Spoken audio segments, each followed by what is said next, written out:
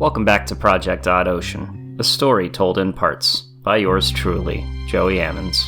This is the second installment of the mysterious black envelope manuscripts that have been arriving to my address on a regular weekly basis. I've decided to share the story with you in the original format, oral tradition. But if this is your first time listening, I highly recommend returning to episode 1, as from what I can tell, the story is best received chronologically. As I stated at the top, I'm sharing this podcast in its original format, from the days of yore, oral tradition.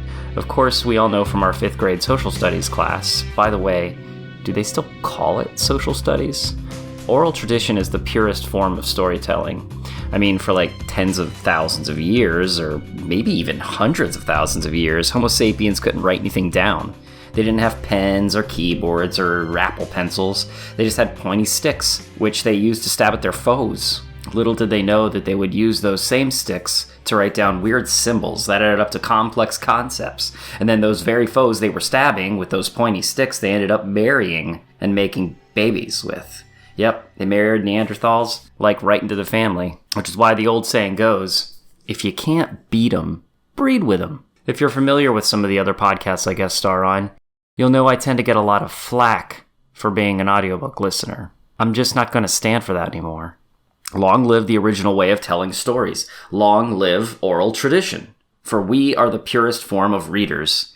For we are listeners. And we are not illiterate. We are highly literate. So literate, we have transcended beyond the tradition of holding a thing and looking at a string of symbols until they make meaning.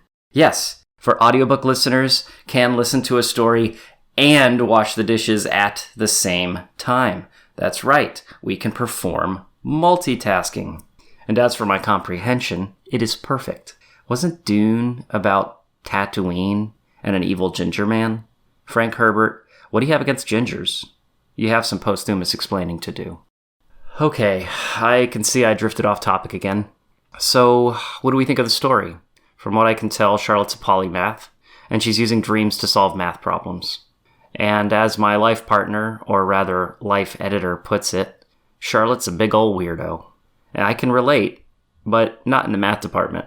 And while being a polymath doesn't necessarily make you good at math, this one is. I admit this story appeals to me because, while I wasn't so great at balancing equations, I was great at daydreaming. Actually, I was pretty good at balancing equations. But word problems, though, that was some BS. I always thought I was supposed to hear the question in a certain way, and whenever I got creative with it, the math teachers recommended I pursued geometry because it was visual. And then there's this engram that came from like a gremlin creature, a mysterious long string of numbers. Was that buried down in like her subconscious or something? Let's see where that goes. And then there's this Zoe guy who just kind of let himself into her apartment and then started trying to fill her head with notions about promotions, and she doesn't even seem to want them. And by the way, what the hell is a listserv? I think it's like Fresh Direct, maybe. Cool. Okay, D, you have some more writing to do, and we certainly have some more reading to do.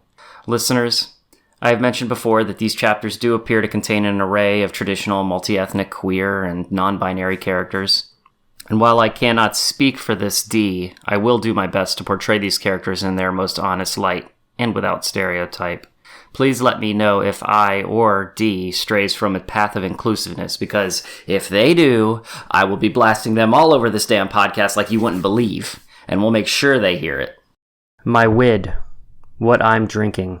I'm currently drinking the last few drops of Basil Hayden Christensen's whiskey bourbon, and I'm drinking out of Darth Vader's head, a glass decanter in the shape of old Vadey's helmet. How apropos. Eileen, I'm looking at you, you Skywalker trash. Enough with the extended preamble. It is time for Chapter 2 of Odd Ocean. Charlotte was leaving the lobby of her apartment building.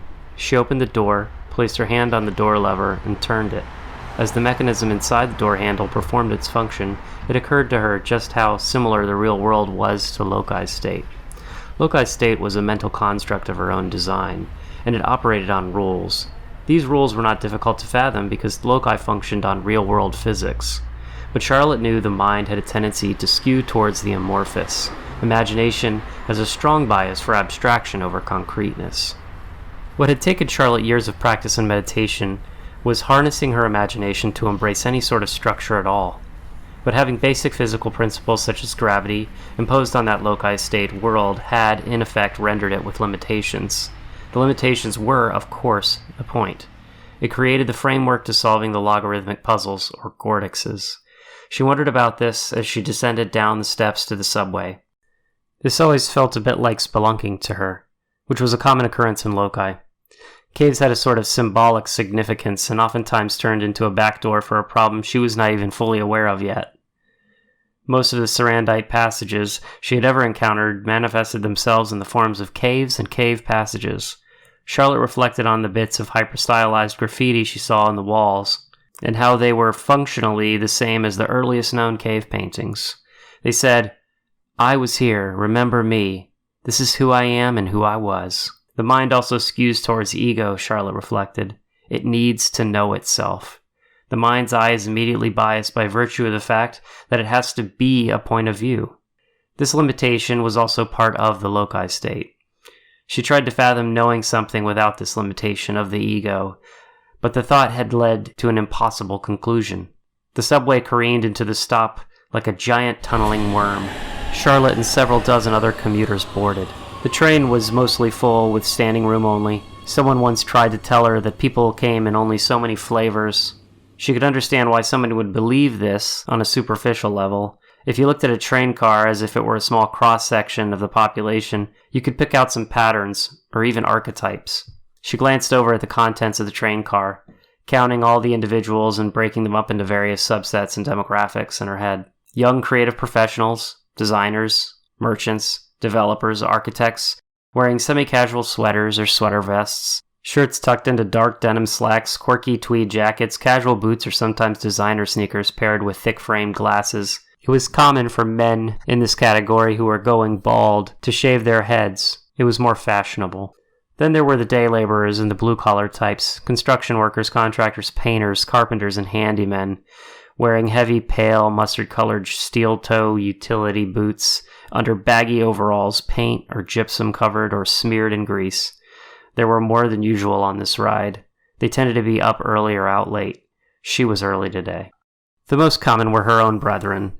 The white-collar business casuals. Black and grays were a common theme. If the city had a predominant mood, this would be it. White or gray tops and black and gray bottoms, and occasionally a jewel-tone color. They wheeled designer handbags, umbrellas, sunglasses, coffee cups, and headphones. Then there were a few high rollers sprinkled in for good measure. The mid-level entrepreneurs, financiers, corporate consultants, and lawyers, all wearing dry-clean suits apparently only available in 4 obnoxiously stylish varieties. Pressed, crisp, button-down shirts with French cuffs. Cuffs bejeweled with chromatic cufflinks on hands holding unscuffed briefcases and sockless Italian loafers. It always astonished her why they were on the train at all. Someone with French cuffs and tie pins should be able to afford a taxi, Charlotte reasoned. It was an unspoken rule that no one actually interacted with each other on the train, except for the occasional bright-eyed tourist. Having no understanding of this unspoken contract, they were nothing more than a temporary nuisance. She knew this was not fair, reducing people to superficial quotients. There was more to these people than just their appearance. Charlotte was clutching a metal pole only a meter or so away from a vagrant decorated in motley assemble of pink, woolly pieces of clothing. He wore magenta fuzzy mittens, a pink sweater over a light pink t-shirt, fuchsia-colored knit cap with matching earmuffs, dingy rose-colored sweatpants, and a pair of matted salmon slippers. He was making pronouncements in the entrancing cadence of a street preacher. His wrist full of several dozen sundry watches jangled when he shook his fist emphatically in the air to make a point. Charlotte observed him from the corner of her eye. It was good train etiquette to ignore unusual people unless they became violent, but she could hear snickers coming from other riders reacting to his statements. "Grey men lost. 3 grey men lost. Shot in the dark. Wounded. We limped 3 days and 3 nights to the closest shelter. Tin Can Bangarang Hut. That's when we knew. We were not wise. We were aliens. Hark! Do you hear that?" He cupped a hand around his ear. "Of course you do not. You cannot. You don't have the ears for it, because it is not a sound. The world He paused for emphasis and stretched his arms out wide, invading the space of 2 riders on either side, both offended. The whole world is under a spell. Madmen and mystics. He clapped his hands together loudly. A girl gasped, startled by the clap. One of the women sitting next to him frowned and left the seat to stand in a corner on the other side of the train. I release you from your enthrallment, he finished. Then the man in pink made eye contact with Charlotte. She looked away, but she could feel his gaze still on her. You, he said to her. I have seen you before. But here? Here? He extended a callous, dirty finger out to her. Charlotte looked over her shoulder in the other direction, trying to be invisible.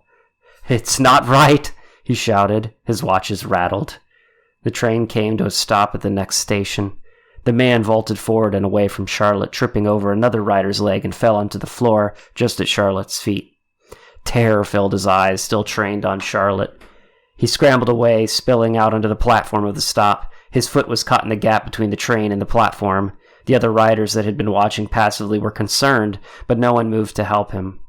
Charlotte put herself between the sliding doors so that the conductor would see the disturbance. But the distressed vagrant was only concerned about getting away from Charlotte, and scrambled to pull his foot out of the gap. He did, but he had to sacrifice his shoe to the tracks.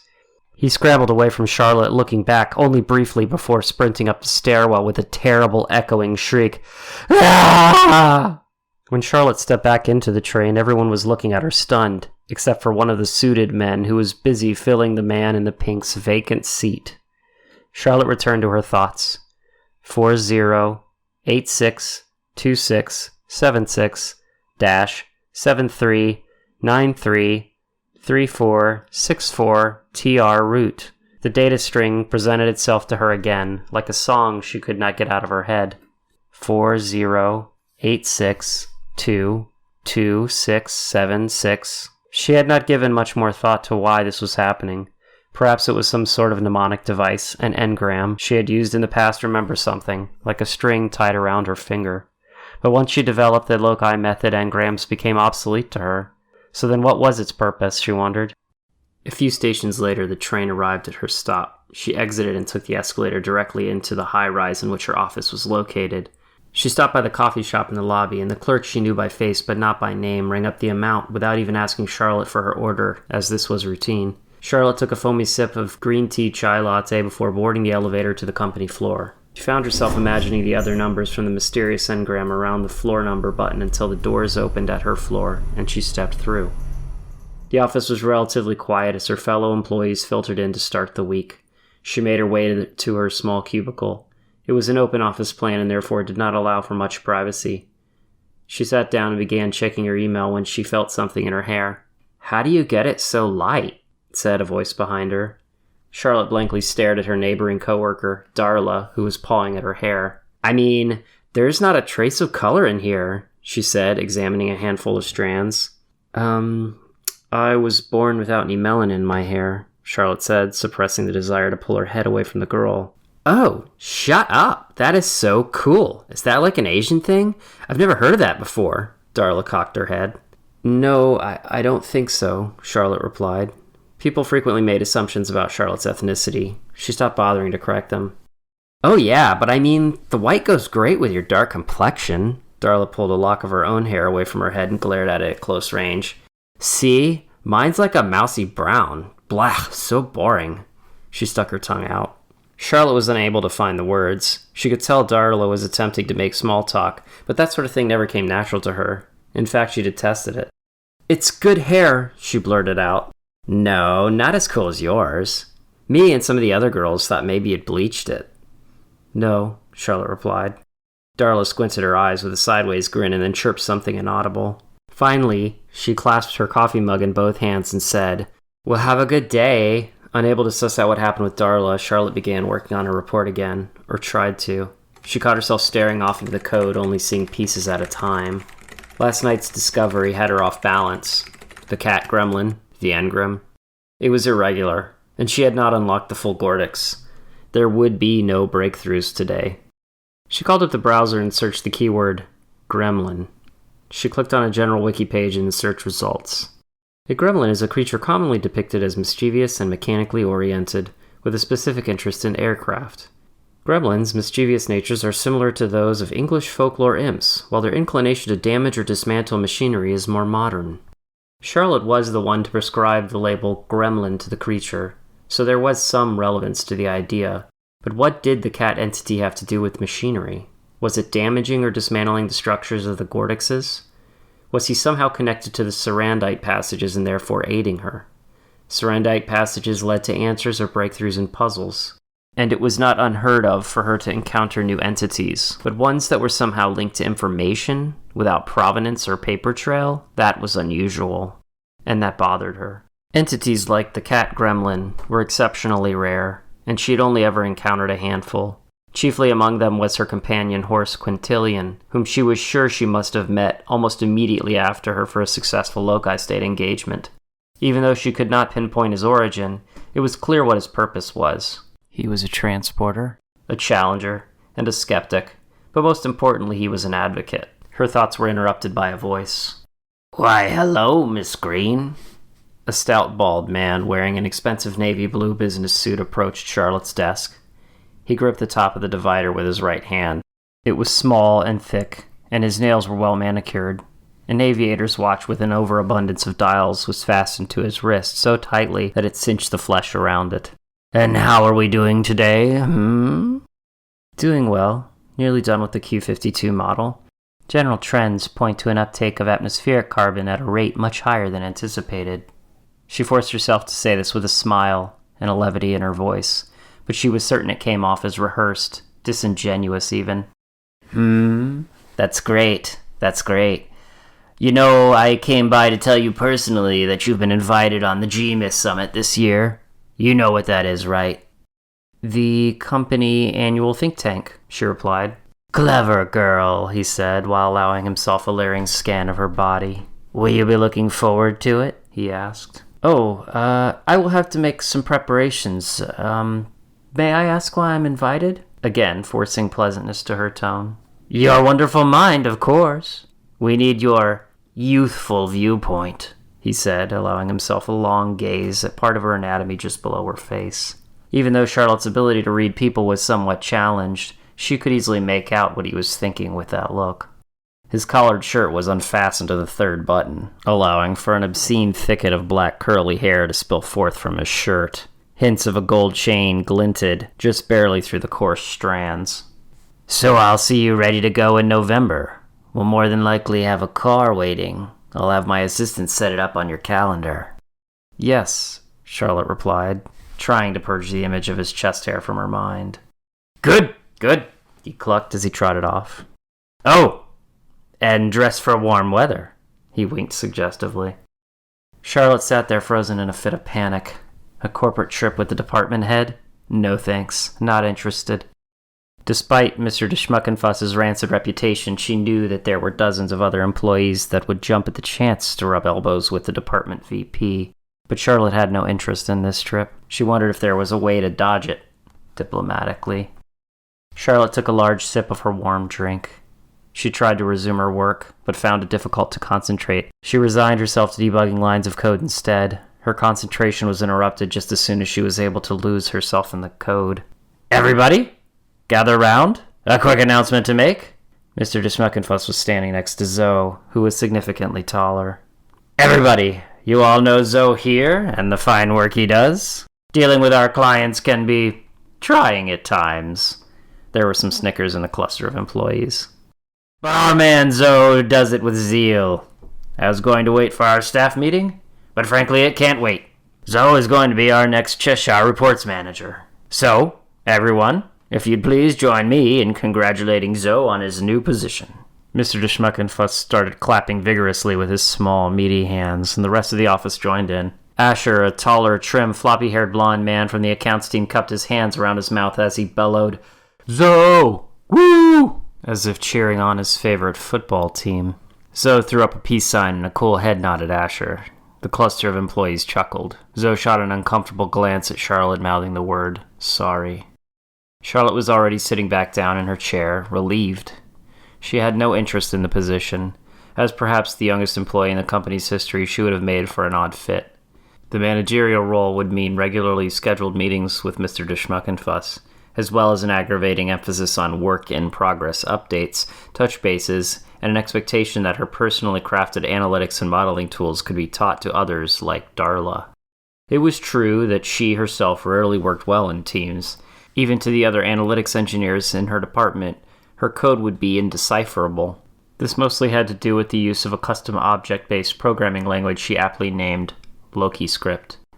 LokiScript had been so intuitive to her that sometimes while she was waist-deep in code, the characters would melt away and she would visualize herself solving Gordix puzzles from the previous night's Loki venture.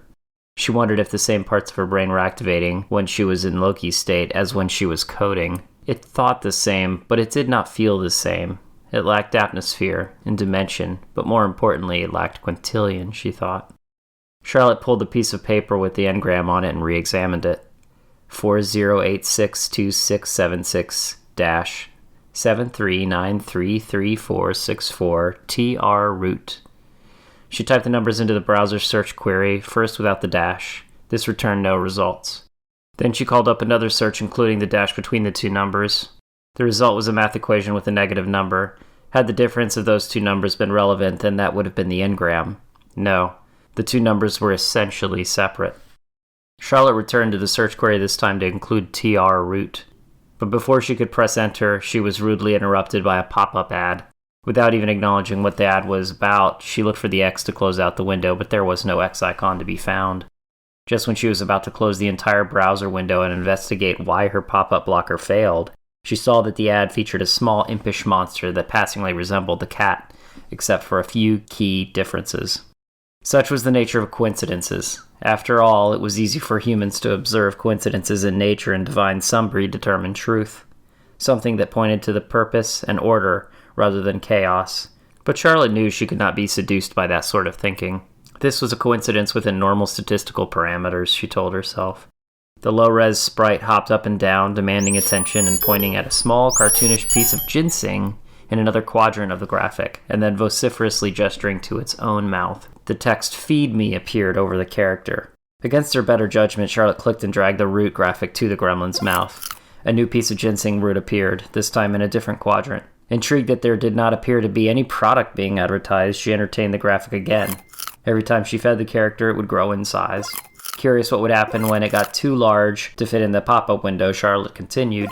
Finally, a fat gremlin engorged with too many ginseng roots pushed beyond the boundaries of the pop-up window. The gremlin creature, now a free-ranging sprite on her desktop, walked along the search query of her browser until squatting and defecating a small brown mound on the map icon. Then it bounded out of frame and vanished. Charlotte clicked the remaining brown mound, which in turn presented a map search page. Perhaps it was the ginseng root or the quadrants, but Charlotte's mind was again triggered to recall the engram. She mulled over the two sets of 8 digits. It was then that it occurred to her that the numbers were possibly coordinates. Of course they were, she thought. How could she have missed that? She hurriedly typed the numbers into the map search query. The coordinates revealed to her a location at the top of the city, sandwiched between 2 of the main rivers and somewhere inside Fort Hamilton Park. She plotted the distance from her current location in Midtown. It was nearly an hour away by public transit, too far for a lunch break. She marked the coordinates on the map for later and synced it with her phone. As Charlotte was quickly researching Fort Hamilton Park and what possible relevance it had to her, Zoe stopped by her desk.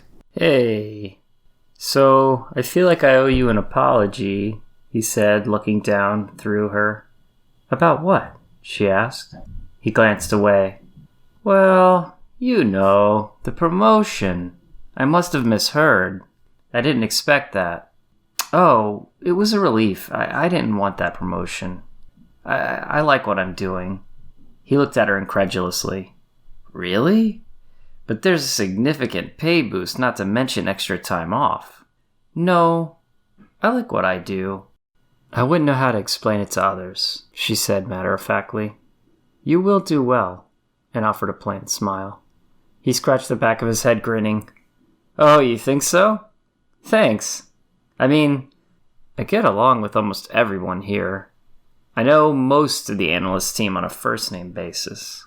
Zoe continued on listing his qualifications, but Charlotte's mind was elsewhere. She wondered when next she would be able to venture out towards Fort Hamilton Park, and what could possibly be of interest there. She had always remembered numbers by using mnemonics, but that did not seem to be the case here. It was naked information, and that both intrigued and terrified her at the same time. "So, I guess this means I'm your boss now," he chuckled awkwardly. "Yes," she replied. "Well, how about this? Since I was so wrong about the promotion, how about I get your lunch?" Zoe asked. "Actually, I was going to run some errands," she lied. Charlotte preferred a private lunch on a quiet park bench nestled inside of a courtyard with a playground that had fallen into disrepair.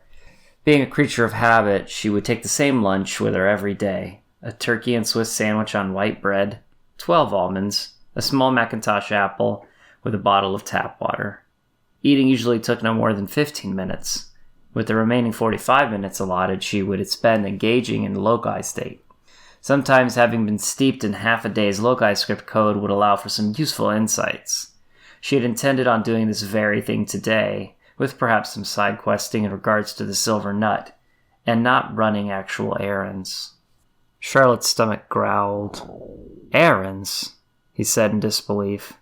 "Come on. You're obviously hungry." He gestured at her noisy stomach. "Where are you going for your errands?" "Oh, the park," she lied again. "What park? What's there?" Zoe asked. Not knowing what else to say, she said, "Fort Hamilton Park." "What's there?" I don't know." He squinted at her skeptically. I'm not sure yet, but I need to go there." "All right. Well, then I'll go with you," he said. Charlotte was hesitant to include him in her private venture. She was not sure what she was going to find. She had never shared the existence of her skill with anyone out of fear that they would not understand and think she was mentally unwell, but it would at least be a good excuse to check out the coordinates. She did not actually have to share anything beyond that she wanted to go there. She could always make something up. "Come on," he fussed after she had not said anything. "Fine," she said, "but it's almost an hour uptown. There and back would be much too long for a lunch break." "If that's true, why were you going to head there?" he asked. "I was going to take a car, I guess." "Oh, well, that's cool. Technically, I'm your boss now, right? So I'll say it's fine to go on one condition." "No, two conditions," he said. Charlotte cocked her head slightly, waiting for his conditions. "Okay, condition 1. You let me come with you. And 2, you let me treat you to the best goddamn falafel sandwich you've ever had in your life." "Falafel?" Charlotte thought it over, but the falafel was not her main concern. "All right, you have a deal." This did solve Charlotte's problem. She could investigate the Engram coordinates as soon as possible. Moments later, they were outside. "Damn, it's hot," Zoe said, fanning himself with his hand. Charlotte nodded. "Probably shouldn't even be out here. Did you get the heat wave alert?" he asked. Charlotte checked her watch. "Nope, not today. Record heat levels, but we should be fine." "All right, so my guy is just down the block here," Zoe mentioned. They navigated the lunch foot traffic until they arrived at a modest-looking halal cart. An older balding man with olive skin and a prominent nose boisterously greeted Zoe with a sideways hug and some language Charlotte didn't understand. The man glanced at Charlotte briefly, then grunted out something raunchy while affectionately jabbing his knuckles into Zoe's stomach, grinning like a scoundrel. Zoe responded by holding the back of his head and wincing at her apologetically. Then Zoe held up 2 fingers, and the man quickly prepared 2 falafel sandwiches. With bright eyes, the man dressed the sandwich with a fragrant, earthy sauce and some other crushed spices before presenting it to Charlotte. The gesture was executed fluidly in an elevated sort of showmanship. He's added his secret touch, spiced truffle oil. Wouldn't expect that out of a street vendor, eh? Zoe held out some cash to him, and the man profusely declined. He looked offended when Zoe insisted, and after some more lively back and forth, Zoe put his money away. As they were walking away, the man waved at Zoe and Charlotte one last time. Zoe waved back. Charlotte bit into the sandwich and she was taken aback.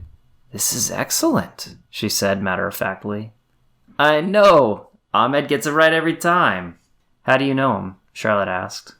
"Oh, well, he's my uncle," he said, taking a large bite out of the sandwich. "Didn't expect that either, huh?"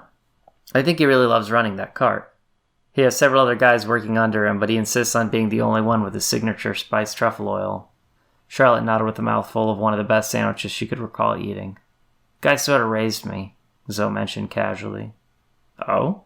Charlotte said through a large mouthful of the sandwich. Yeah, my dad just kind of bounced when I was still a baby, Zoe explained. Charlotte nodded again. Zoe sighed and looked around. Well, anyways, where's this park again? Charlotte was still busy chewing the last bite of sandwich when she pulled out her phone with the saved map location. She showed it to Zoe. Oh yeah, that is far. He transferred the location to his own phone. All right, I called a car, and we should be there in no time, Zoe said. While they waited, Zoe quickly scarfed down the rest of his own sandwich. Street foods are the best, eh? Charlotte nodded. My mother used to say that pumpkin pie tastes better when you eat it with your hands. Oh, are you close with your mom? Zoe asked. Charlotte considered the question for a minute, not sure how to answer. She's not also... Is she still with us? Zoe said awkwardly. Yes, she replied. At that moment, a yellow cab pulled up to the curb to receive them. They stepped in and Zoe entered the location of the car's terminal. An automated voice confirmed and they were off, headed for the park. Charlotte considered what waited for them with the coordinates. On one hand, she would be almost relieved if there was nothing there at all. On the other hand, she knew that the mystery of it would continue to eat away at her. You were saying? Zoe asked. I didn't say anything. No, earlier. You were about to say something about your mother, I think, Zoe said. Oh, I don't see my mother too much anymore, Charlotte explained. No? Why is that? Is she still... Zoe furrowed his brow as he asked. Yes, she's alive, but it's complicated. Zoe pressed her. But your family, did something go wrong? Where is your father? Are you estranged? If so, why? Why would your father not be around? Charlotte shot back. Zoe placed his hands up defensively. Yeah, okay, I get it. I'm sorry. Charlotte was immediately embarrassed. The rest of the ride at the park was quiet. At one point, Zoe started to open his mouth to say something, but then closed it again. Charlotte sat there in silence as the car pulled up to the park, and the doors opened at the base of a very long and steep stairwell. Well, we're here, Zoe said, stretching, while Charlotte began climbing the stairs at a hurried pace. She stopped at the top of the stairwell and looked at the surroundings. Are you going to tell me why we're here? Is this some sort of scavenger hunt? Zoe asked, out of breath from the long climb. Charlotte didn't answer. She was too preoccupied with aligning the location with the coordinates. Okay, so it's about another 30 yards northwest of here. When the cursors aligned, Charlotte stopped and planted her feet. There was little unusual about the area. A large boulder a couple feet away, a tree with a gnarled root, and several patches of grass. They parted ways to inspect the area. As Charlotte was focused on the boulder, Zoe said, Hey, Charlotte, come take a look at this. Zoe stooped over a patch of bare dirt with a piece of exposed root that had scorch marks on it.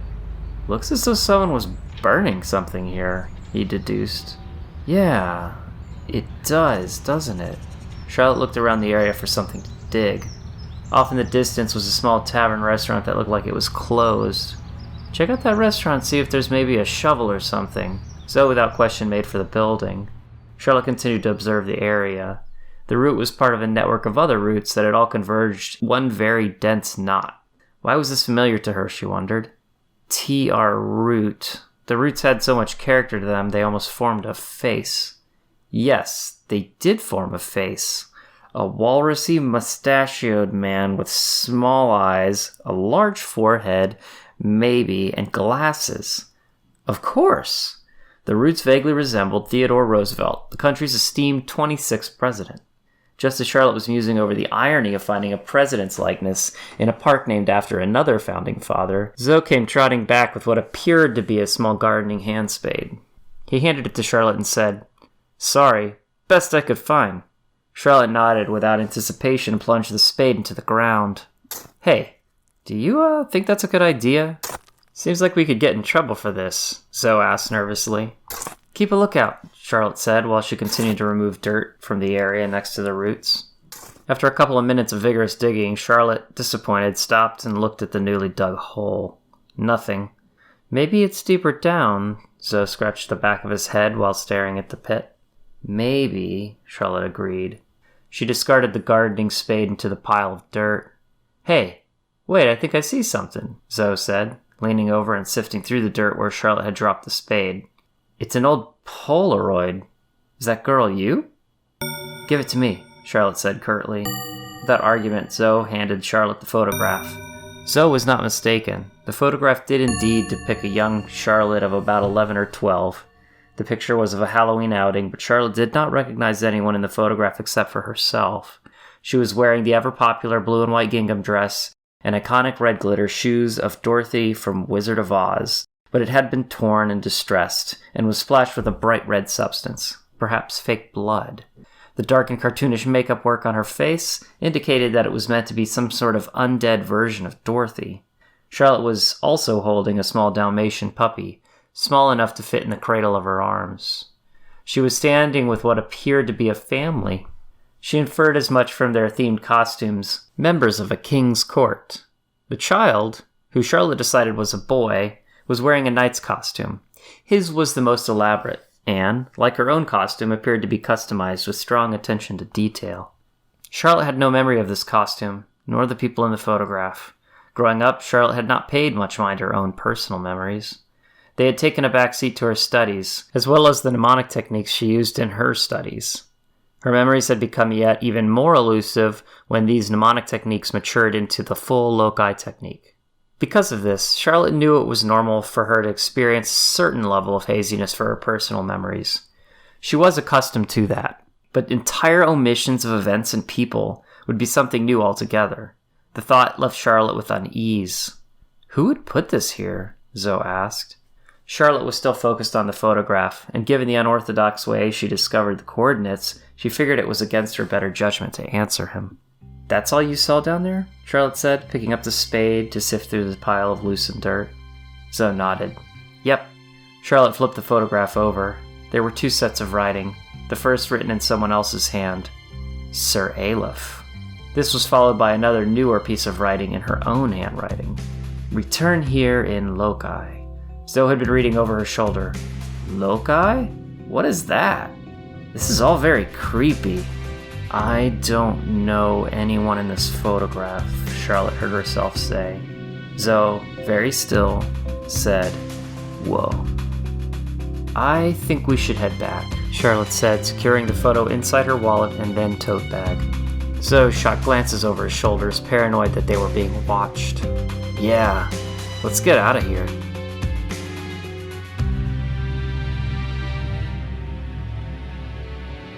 Oh, hi there. You're still listening. We've gotten to know Charlotte and Zoe a little bit more.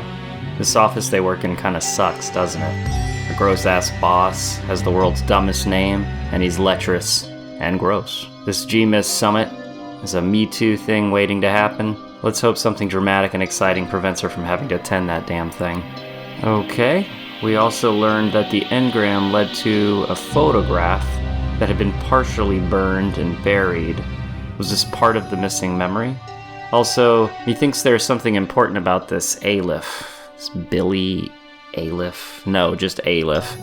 And they're all dressed up to go to a Ren fair or some such. They might be able to drink mead. Wait, no. Charlotte's also looking like a Wizard of Oz Dorothy-inspired zombie or something. Did she just not get the memo about the Ren fair? Okay, Dee. You're up. Where's this all going? It's been a few days after receiving the second envelope, and I'm waiting. You want to keep this thing going? You know my addy. As a visual artist, I burn through lots of audio content, and I'm constantly in search of a new series to consume, but it's hard to find good recs, which is why I'm including this section I call WILT, or W-I-L-T, what I'm listening to, which is a real WWA, or World's Worst Acronym. If you're a Robin Hobb fan, and you'd like to follow along with a group of friends on the Farseer saga, or you'd just like to hear me get yelled at for phonetically spelling every character in the books, check out Buckkeep Radio. Hans, anyone? Or is it Hans? The Farseer books are a fantasy series about the world's most incompetent assassin, Fitzchivalry, and how he falls in love with a white fool, a grey wolf, and a Molly, a person who makes candles from beeswax, which is none of yours. I think that covers just about everything you need to know about these books to get excited. I was your host for this podcast, Joey Ammons. You can find me on Instagram at powerkid.exe, where I have been posting regular updates on the progress of my medicine man mustache. This is the end. Stay tuned for the flubbies.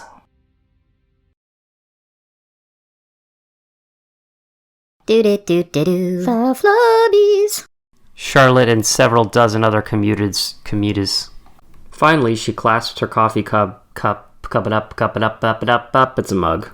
General Drens. What's a Dren? You know, I came by to tell you personally that you've been invited. Despite Mr. DeSmuckenfuss's rants as as perhaps the youngest employee in the company's history, she would have